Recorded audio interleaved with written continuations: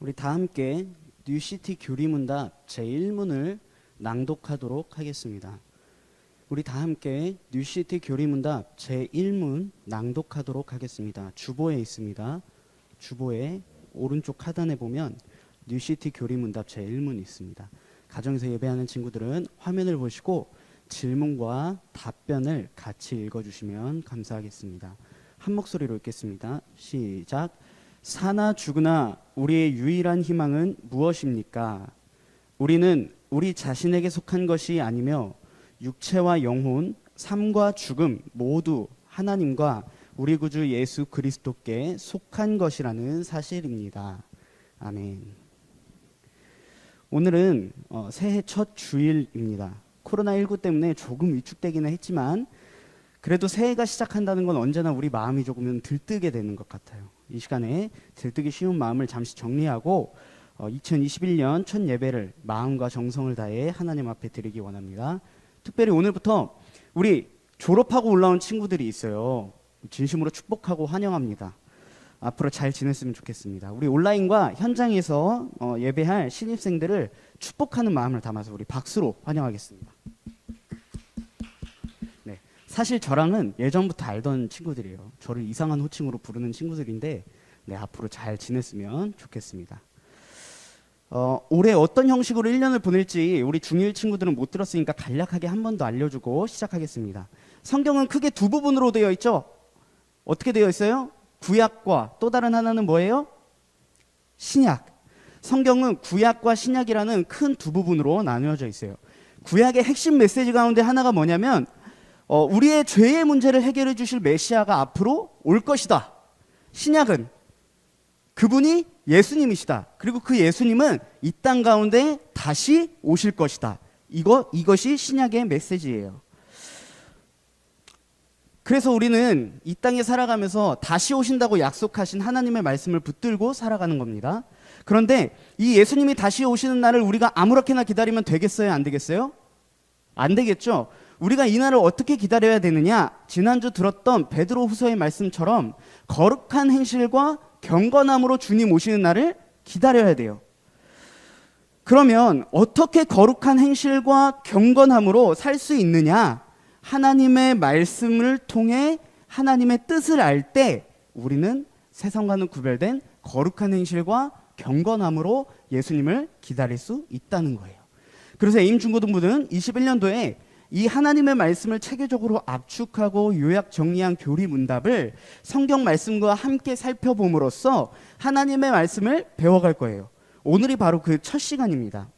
자, 먼저 성경책을 펼쳐서 여러분 로마서 14장 1절 한번 보세요. 성경책 펼쳐서 로마서 14장 1절 보세요. 14장 1절에 보면 그 위에 제목이 써져 있어요. 뭐라고 써져 있어요? 형제를 뭐 하지 말라? 비판하지 말라. 그 로마서 14장 1절부터 12절까지가 하나의 단락인데 그 주제가 뭐냐면 형제를 비판하지 말라는 거예요. 무엇을 비판하지 말라는 거냐? 자, 보세요. 하나님께서는 구약에 이스라엘 백성들에게 너네 이거 먹어, 너네 이거 먹지 마라야 되는 것을 알려주시고 그것을 지키라고 말씀하셨어요. 이것을 뭐라고 말하냐면 음식법이라고 말해요. 따라서 해볼까요? 음식법. 이 음식법은 예수님께서 이 땅에 오셔서 율법의 모든 요구를 이루시고 완성하심으로 말미암아 더 이상 지키지 않아도 되는 규례예요.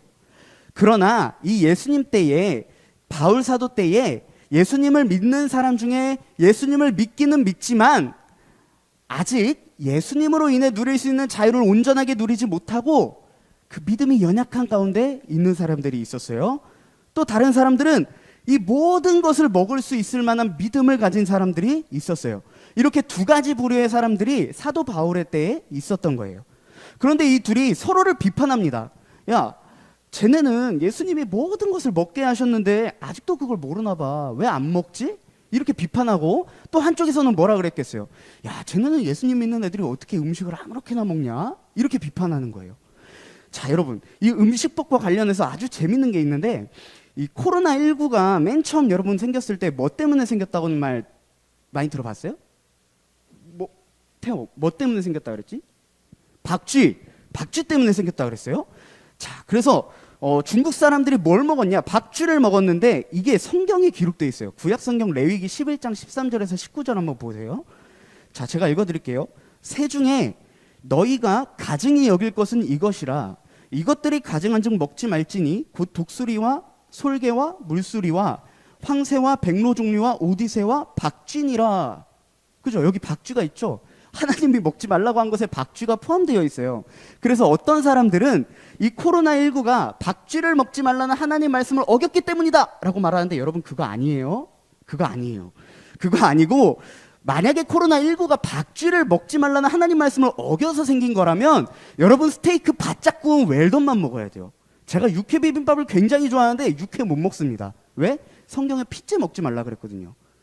이 음식법은 구약의 백성들은 꼭 지켜야 되는 거였지만 신약 시대를 살아가는 우리는 지키지 않아도 되는 거예요. 예수님이 완성하셨기 때문에. 다만 우리가 여전히 박쥐를 먹지 않는 이유는 뭐예요? 바이러스가 많으니까, 더러운 동물이니까 우리가 먹지 않는 것일 뿐이지, 하나님의 말씀을 어겨서 코로나19가 생겼다, 그 박쥐를 먹지 말라는 말씀을 어겨서 생겼다, 이거 아니에요 여러분. 네, 혹시나 그런 걸 보고 착각하지 마세요. 아무튼 이렇게 서로 음식 때문에 서로를 비판하는 모습을 사도 바울이 봤어요. 그리고 말합니다. 로마서 14장 5절에서 6절 보세요. 14장 5절에서 6절 우리 한 목소리로 읽습니다. 시작. 어떤 사람은 이 날을 전날보다 낮게 여기고 어떤 사람은 모든 날을 같게 여기나니 각각 자기 마음으로 확정할지니라.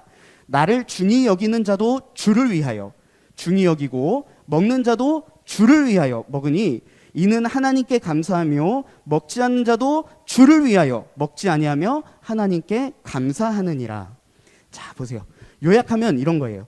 구약의 규례대로 음식을 먹든지 안 먹든지 양쪽 모두 하나님을 위하여 하는 것이다. 하나님을 위하여 하는 자들은 믿음을 소유한 한 형제요 자매이니 비판하지 말아라 라는 뜻이에요. 그 다음 구절 이어서 한번 볼까요? 7절에서 8절입니다. 시작. 우리 중에 누구든지 자기를 위하여 사는 자가 없고 자기를 위하여 죽는 자도 없도다. 우리가 살아도 주를 위하여 살고 죽어도 주를 위하여 죽나니 그러므로 사나 죽으나 우리가 주의 것이로다. 아멘. 자, 그러니까 믿음을 소유한 자, 그 믿음이 연약하든지 혹은 크든지 그 믿음을 가지고 있는 사람은 누구든지 자기를 위하여 사는 자가 없고 누구를 위하여 죽는 자가 없어요? 자기를 위하여 죽는 자가 없어요. 그리고 사나 죽으나 우리가 누구의 것이래요? 주의 것이래요.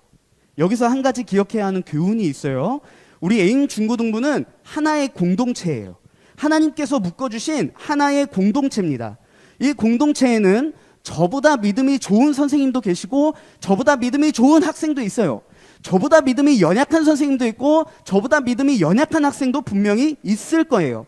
그러나 한 가지 확실한 건 그 믿음이 정말 겨자씨만한 작은 믿음이라 할지라도 그 사람 안에 있다면 그 사람은 한 형제요 한 자매이기 때문에 비판하지 말아야 된다는 거예요. 우리는 옆에 있는 학생, 동료, 선생님을 너무나도 쉽게 비판할 때가 있어요. 2021년도에는 조금 맞지 않더라도 한 공동체라는 사실을 기억하면서 마음과 뜻을 잘 맞춰가는 에임 중고등부가 되었으면 좋겠습니다. 여기서 한 걸음 더 나아가 볼게요. 우리가 오늘 핵심적으로 다루고자 하는 교훈이 뭐냐면 오늘 읽었던 교리문답의 내용처럼 사나 죽으나 우리의 유일한 희망이 무엇이냐?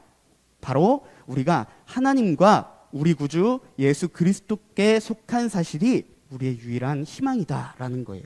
우리 교리문답 답변 다시 한번 읽어보도록 하겠습니다. 우리 교리문답의 답변 주보보고 다시 한번 답변만 읽어보도록 하겠습니다. 시작. 우리는 우리 자신에게 속한 것이 아니며 육체와 영혼, 삶과 죽음 모두 하나님과 우리 구주 예수 그리스도께 속한 것이라는 사실입니다. 이게 우리의 유일한 희망이래요. 뉴시티 교리문답 제1문의 이 내용은 다른 교리문답서, 하이델베르크라는 다른 교리문답서의 첫 번째 문답을 조금 바꿔서 질문한 거예요. 의미는 똑같습니다. 하이델베르크 요리문답의 첫 번째 질문을 한번 들어보세요. 삶과 죽음에서 당신의 유일한 위로는 무엇입니까? 이게 바로 하이델베르크의 첫 번째 요리문답이에요. 우리 뉴시티 교리문답은 뭐래요? 유일한 희망. 하이델베르크는 유일한 위로. 똑같은 의미입니다. 유일한 위로를 뉴시티 교리문답에서 유일한 희망으로 바꾼 거예요. 12월 31일에 송구영신 예배가 끝나고 제가 한 친구를 집에 데려다 주면서 이런저런 대화를 나누는데, 본인이 어렸을 때부터 교회에 다녀서 믿음이 완전히 없는 것 같지는 않대요. 믿음이 1도 없지는 않을 거래요, 본인 말로. 그러지만 아직은 자기가 교회를 왜 다녀야 되는지 모르겠다고 말을 했어요. 그러면서 본인 생각을 덧붙여서 말하더라고요. 본인이 생각했을 때 사람들이 교회에 다니는 이유는 위로를 받고 싶어서 그런 것 같다라고 이야기를 했어요. 여러분 한번 생각해 보세요. 그렇게 말한 친구의 답변이 맞나요? 틀리나요? 저는 그렇게 말한 친구의 말이 틀린 견해가 아니라고 생각해요. 많은 사람들은 세상에서 살면서 이리저리 치이고 아주 힘든 인생을 살고 있습니다. 어른뿐만 아니라 청소년인 여러분들도 아주 힘든 삶을 살고 있어요. 그렇죠? 네. 혹시 있다면 미안하지만 제 생각에는 아마도 내 인생은 순풍에 돛담배 탄 것처럼 편안한 인생을 살고 있습니다 라고 말할 수 있는 청소년, 글쎄요, 얼마나 있을까요? 저는 아마 없지 않을까 싶어요. 우리 윗세대 어른들에게는 우울증이라는 단어가 그렇게 익숙한 단어가 아니었습니다. 그러나 오늘 우리가 살고 있는 이 시대에는 우울증이 감기처럼 아주 흔한 질환 중에 하나래요. 그러니까 위로받고 싶은 마음이 우리 가운데 얼마나 크겠어요. 제가 질문 하나 해볼게요. 속으로 한번 대답해 보세요. 요새 사람들이 그 위로를 어디서 찾고 있는 것 같아요? 위로를 받고 싶은데, 우울증이 아주 감기처럼 흔한 질환인데 그 위로를 어디서 받고 있는 것 같아요? 여러분들 한번 잠시 생각해 보세요.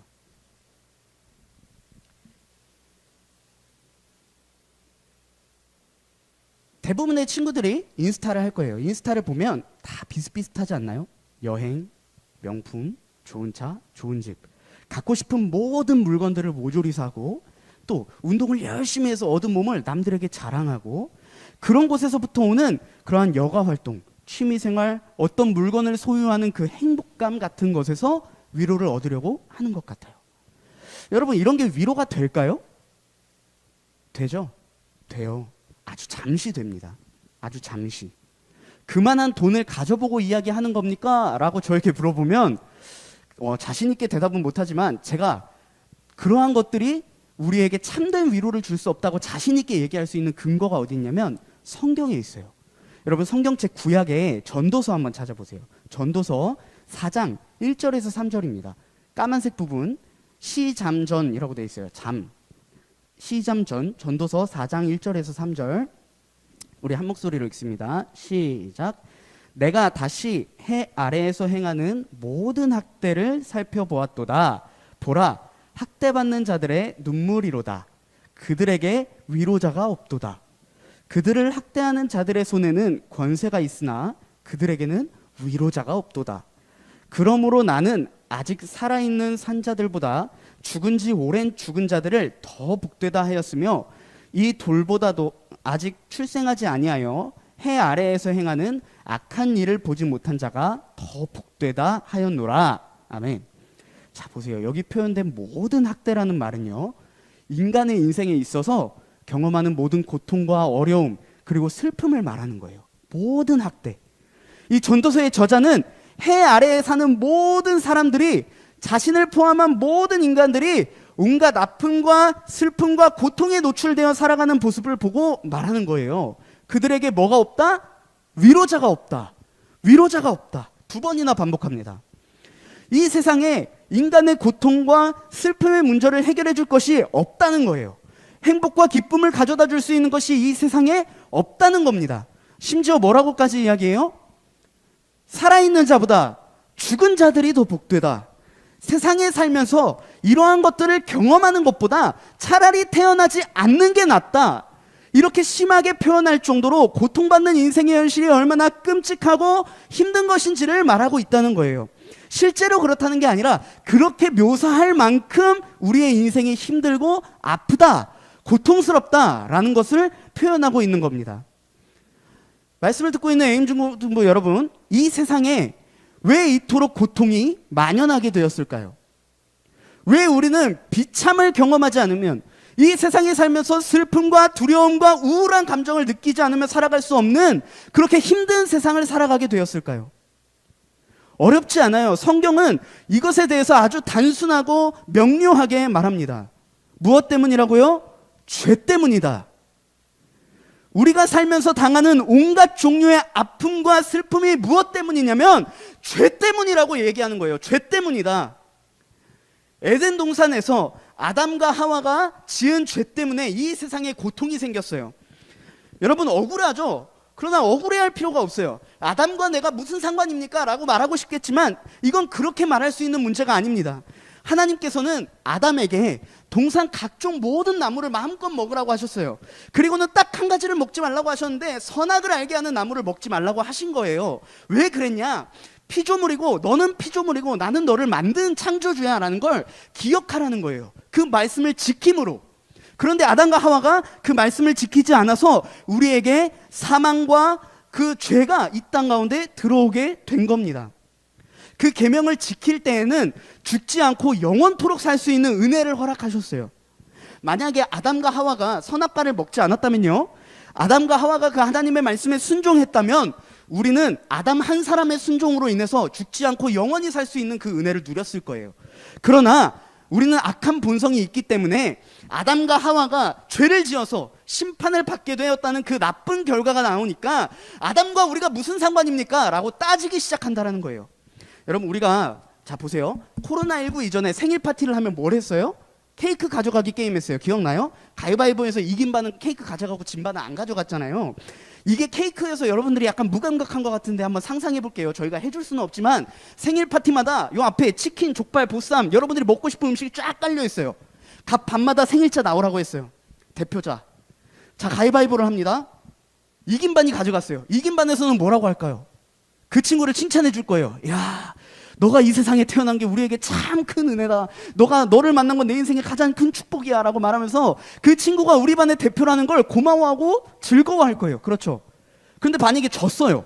져가지고 맛있는 음식이 눈앞에 있는데 아무것도 못 가져갔어요. 그럼 뭐라 그래요? 야, 너 왜 태어났냐? 너가 우리 반이라는 게 참 진짜 너무 속상하다. 그리고 말할 거예요. 아, 선생님 생일을 착각했어요. 얘가 아니라 저예요. 다시 해주세요. 그럴 거예요. 그러니까 우리는 결과에 따라서 우리의 누군가가 우리의 대표가 된다는 것을 결과가 좋고 나쁘고를 따라서 인정하고 싶고 인정하지 않아 하고 싶다는 게 우리의 본성이라는 거예요. 이렇게 아담 한 사람의 범죄함으로 인해서 사망이 우리에게 찾아왔습니다. 그래서 우리가 죄인이라는 사실은 우리 모두가 죽을 수밖에 없는 존재다라는 것으로 증명되는 거예요. 당신이 죄인이라는 걸 어떻게 증명합니까? 죽습니다. 우리에게 죽음이라는 것이 찾아왔습니다.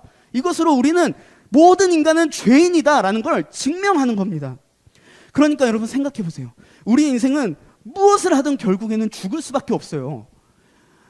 최근에 아주 굴지의 기업을 일으키고 많은 돈을 벌었던 대기업의 회장께서 돌아가셨어요. 그죠? 모든 인간은 아무리 많은 것을 소유하고 아무리 많은 것을 누린다 할지라도 결국에는 죽을 수밖에 없는 존재라는 거예요.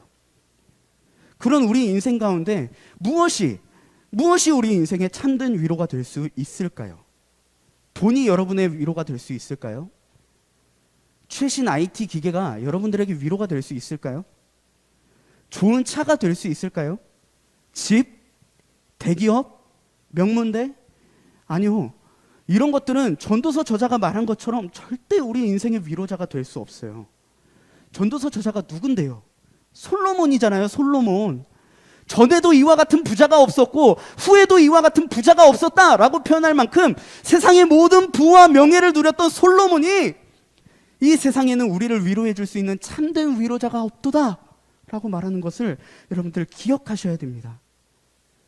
그러면 우리 인생은 이렇게 비극으로 끝이 날까요? 새드 엔딩일까요? 그렇지 않아요. 성경은 오직 하나님과 우리 주 예수 그리스도만이 인간의 죄와 비참함이라는 이 절망스러운 현실 속에 유일하고 참된 위로요, 희망이라고 말씀하고 있습니다. 하나님께서는 어떻게 세상에 이 위로자가 없다고 표현할 정도로 끔찍한 우리 인생의 위로자가 되어주실까요?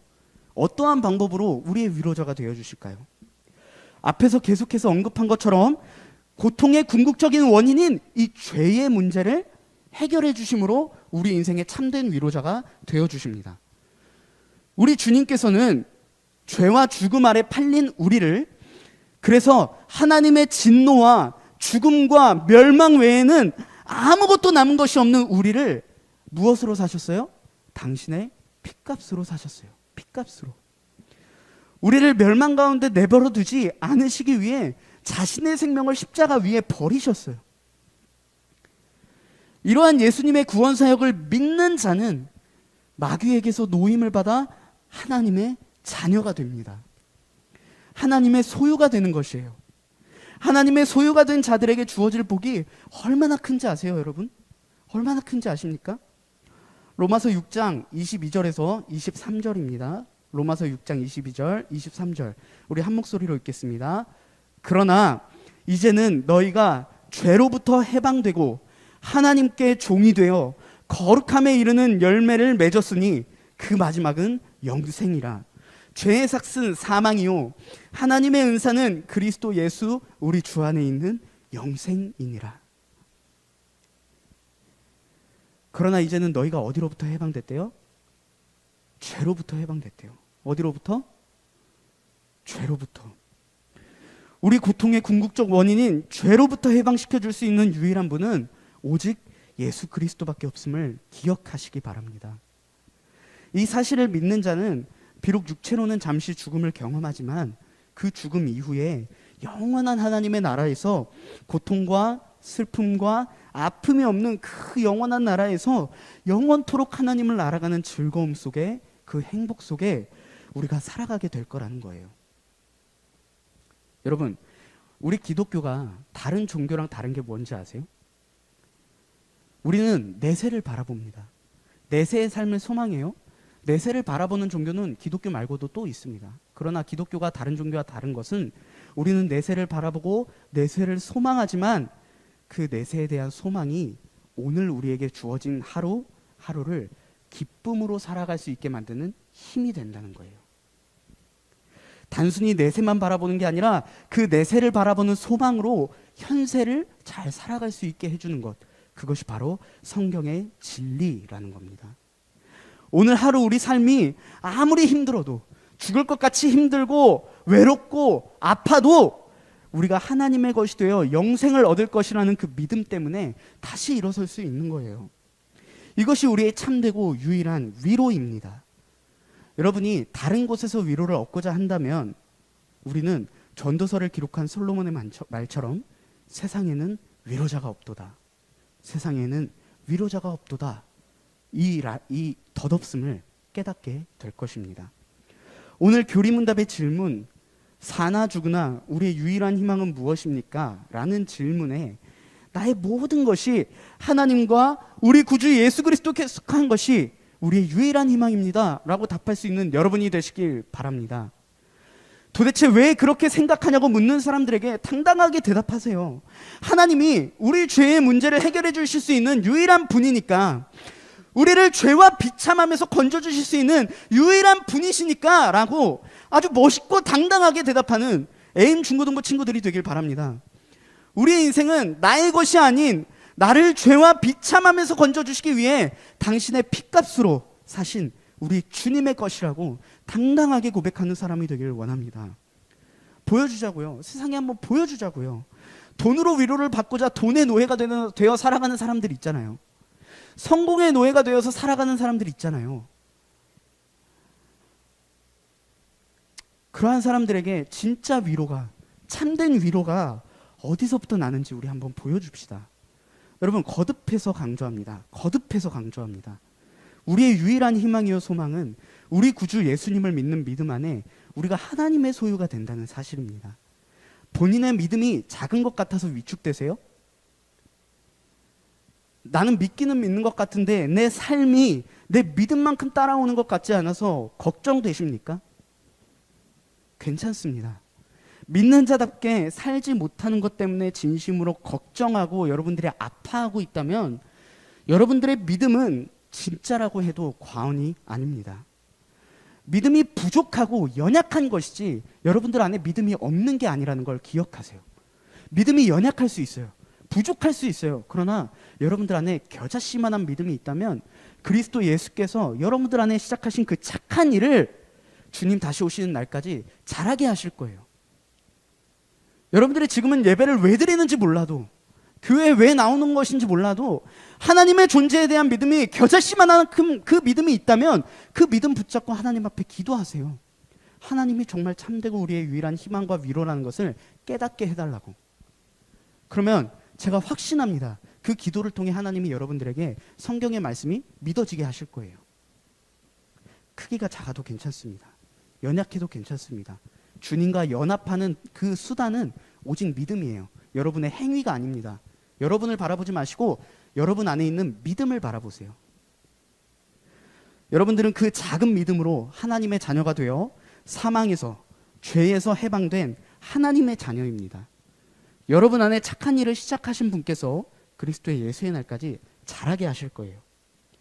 하나님의 소유가 된 자는 하나님의 말씀에 순종하며 살아갑니다. 여러분들, 제가 오늘은 하나님의 소유된 자들이 어떻게 살아가는지 결론을 내지 않을 거예요. 여러분들이 스스로 한번 생각해 보세요. 내 인생이 나의 것이 아니라면 나는 도대체 어떻게 살아가야 하는 것인가? 여러분들 스스로 한번 고민해 보세요. 여러분들 지금 세상에 많은 것들이 이슈가 되고 있어요. 낙태금지, 차별금지법, 동성애 등등 여러 가지 사회 문제가 있습니다. 그 사회 문제를 기억하시고 생각하고 동시에 내 삶이 내 삶이 나의 것이 아니라 하나님의 것임을 믿는 믿음이 도대체 나의 삶과 이러한 사회적 문제 가운데 어떤 연관성이 있을까? 여러분들 스스로 한번 고민해 보세요. 진지하게 고민해 보세요.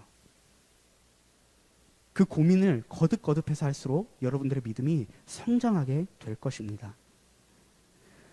오늘 이 말씀을 계속해서 되뇌임으로 기쁨을 찾기 힘든 세상 속에서 참된 평안과 위로를 얻는 에임 중고등부 친구들이 되길 주님의 이름으로 축원합니다. 우리 다 같이 기도했으면 좋겠어요. 이 시간 말씀 붙잡고 기도하겠습니다. 여러분, 2021년도 새해 맞이했잖아요. 새해는 모두가 새롭게 살고 싶어요. 그죠? 2020년도와는 조금 다르게 살고 싶잖아요. 그렇죠? 그렇기 위해서 여러분들은 스터디 플랜을 짜서 공부를 열심히 할 수도 있고 여러 가지 계획들을 세울 것인데 그 계획 가운데 여러분들의 믿음이 2020년도와는 어떻게 다른 방향으로 나아갈 것인가를 함께 고민했으면 좋겠어요. 그리고 하나님의 소유가 된 자로서, 제가 말씀드렸듯이 하나님의 소유가 된 자로서 이 세상을 어떻게 살아가야 하는지 고민하며 내 삶을 조정해 갔으면 좋겠어요. 이 뉴시티 교리문답 뒷부분에 가면 다 나와요. 하나님의 소유된 자들이 어떻게 살아가야 하는지 다 나옵니다. 저는 여러분들이 스스로 고민하는 시간을 좀 가졌으면 좋겠어요. 오늘 말씀 붙잡고 같이 기도하겠습니다. 하나님, 하나님의 말씀이 하나님께서 우리의 유일한 희망이요 위로 되심을 믿을 수 있게 해주시고 그것이 우리에게 어떤 의미가 있는지 깨달아 알게 하여 주시옵소서. 우리 주여 한번 부르짖고 기도하도록 하겠습니다. 주여,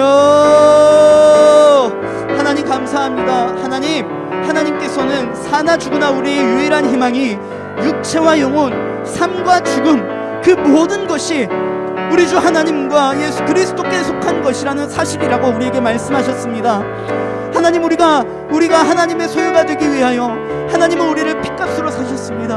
하나님, 우리의 인생은 우리 자신의 것이 아니라 하나님의 것입니다. 이 세상에 일어나는 모든 비극들, 그리고 이 세상에 일어나는 모든 부정부패들이 내 인생은 나의 것이라는 생각으로 인하여 그 생각부터 기인하는 데서 오는 그 모든 문제들을 바라보고 우리가 내 삶을 조정해 가기를 원합니다. 하나님, 내 삶의 주인이 누구인지 명확히 인식하고 내 삶을 하나님의 말씀에 비추어 조정해 갈 수 있는 하나님 믿음의 사람들 되게 하여 주옵소서. 아무 생각 없이 마당만 밟고 돌아가는 자들이 아니라 하나님의 말씀을 듣고 그 말씀에 과연 그러함과 상고하고 또 상고함으로 말미암아 우리의 믿음이 날로 자라고 하나님의 말씀 가운데 거하여 하나님의 자녀된 자로 이 세상을 거룩한 행실과 경건함으로 주님 다시 오시는 날을 기다릴 수 있도록 하나님 도와주시옵소서. 아버지 하나님 도와주옵소서.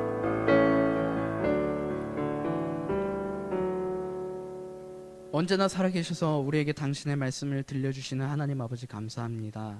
우리의 인생은 우리 자신의 것이 아니요 우리를 핏값으로 사신 우리 주 예수 그리스도와 하나님께 속한 것임을 고백합니다. 하나님, 우리 인생의 소유가 하나님의 것이라는 사실이 우리 인생의 유일한 희망이요 위로라고 말씀하시는데 사실 이것이 우리에게 잘 와닿지가 않습니다. 하나님이 이 말씀을 기억하고 되뇌이고 또 교리문답의 내용을 암송할 때마다 하나님, 우리 인생이 하나님께 속하였다는 사실이 우리에게 얼마나 큰 위로가 되고 희망이 되는지 기억하게 하시고 하나님의 말씀에 내 삶을 조정하여 이 세상 속에서 자신의 인생은 자신의 것이라고 말하는 사람들과는 구별된 모습으로 하나님께 영광 돌리게 하여 주옵소서. 주님께서는 자기를 부인하는 자가 자기를 따라올 것이라고 말씀하셨습니다. 자기를 부인하며 우리 주님을 따라가는 하나님의 제자들이 되게 하시고 예수 그리스도의 제자들이 되게 하여 주옵소서. 우리 주 예수님의 이름으로 기도하옵나이다. 아멘.